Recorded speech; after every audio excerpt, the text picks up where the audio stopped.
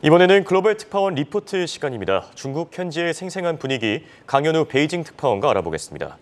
자, 어제 중국도 이 연준의 긴축 쇼크에서 자유롭지 못했습니다. 중국 증시 역시 하락했는데 전일 마감한 중국 증시의 특징적인 부분들 짚어주시죠. 어제 중국 증시는 미국이 기준금리를 3번 연속 0.75%포인트 올린 데 따른 여파로 하락 마감했습니다. 상하이 종합지수는 0.27%, 선전 성분지수는 0.84% 내렸습니다. 홍콩 항생지수도 약세로 마감했습니다. 홍콩 증시를 통한 외국인 자금의 본토 주식 거래인 북향자금은 어제 36억 위안 매도 우위를 보였습니다. 3일 연속 순매도고요. 최근 한 달간 누적 순매도 금액은 125억 위안, 약 2조 5천억 원으로 집계됐습니다. 반면 본토 투자자의 홍콩 주식 거래인 남양자금은 어제까지 3일 연속 순매수를 이어갔습니다. 한 달 누적 순매수가 230억 위안에 달합니다.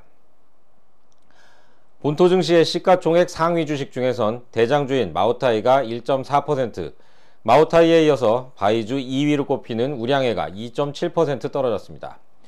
중국 내수 경기 둔화가 소비재 주식 주가를 압박하고 있다는 분석입니다. 홍콩 증시에서도 텐센트, 알리바바, 메이탄 같은 중국 내수 시장을 기반으로 하는 기술주들이 일제히 약세를 보였습니다. 텐센트의 주가는 281 홍콩 달러로 2017년 6월 이후 5년여 만에 최저치로 내려갔습니다. 중국 증권사들은 미국의 금리 인상으로 미국 경제 성장률이 떨어지고 실업률은 올라가면서 이 여파가 중국을 비롯한 세계 경제에 미칠 것으로 예상하고 있습니다. 네, 그리고 금리에 대한 이야기가 계속 주목을 받고 있습니다. 저도 신문에서 보고 좀 의아하다고 생각을 했었는데 최근에 중국의 5대 국유 상업은행이 인민은행의 기준금리와는 상관없이 금리 결정을 내려서 주목을 받았죠. 중국 경제 상황과 함께 이유를 짚어주시죠. 네, 중국 5대 국유 상업은행인 공상, 농업, 중국, 건설, 교통은행이 지난주에 일제히 예금금리를 내렸습니다. 가장 수요가 많은 3년 만기 정기예금은 0.15%포인트 내린 2.6%로 조정했습니다. 특이한 점은 시중은행들이 인민은행의 기준금리 변동과 상관없이 예금금리를 내렸다는 점입니다. 정부의 통제가 강한 중국에서 은행들이 기준금리 조정에 앞서 예금금리를 내린 것은 이번이 처음이라고 합니다. 시중은행들이 예금금리를 인하한 것은 여러 측면에서 분석해 볼 수 있습니다. 먼저 중국의 경제 상황과 연결해보면 예금이 너무 많이 들어와서 은행이 이자를 주기도 벅찬 상황이라고 해석할 수 있습니다. 8월 말 기준 위안화 예금 잔액은 252조 위안으로 1년 전보다 11.3% 늘었는데요. 위안화 대출 잔액은 208조 위안으로 10.4% 늘어나는데 그쳤습니다.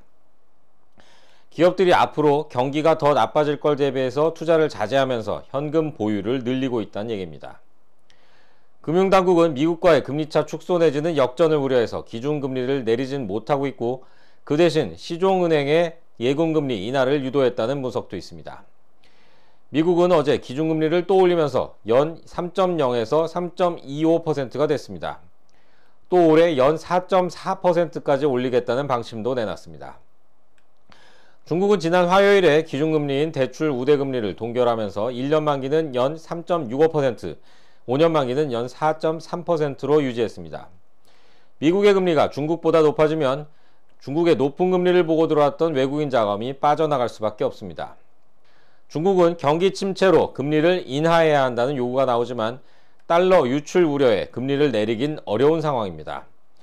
중국 금융사들은 시중은행의 예금금리 인하로 자금이 실물 경제로 투입되는 효과가 있을 것이라고 전망했습니다. 외국인 자금은 이미 중국을 빠져나가고 있습니다. 외국인은 중국 채권 시장에서 지난 2월부터 8월까지 역대 최장 기간인 7개월 연속 중국 채권을 순매도했습니다. 누적 순매도 규모는 5천억 위안, 약 99조 원에 달합니다. 외국인 자금 유출로 위안화 환율 상승, 다시 말하면 위안화 가치 약세가 이어지고 있습니다. 어제 상하이 외환시장에서 위안화 환율은 1달러당 7.09 위안으로 2020년 6월 이후 27개월 만에 최고치를 기록했습니다. 홍콩 역외시장에선 7.1 위안선도 깨졌습니다. 지금까지 베이징에서 한국경제신문 강현우입니다. 고맙습니다.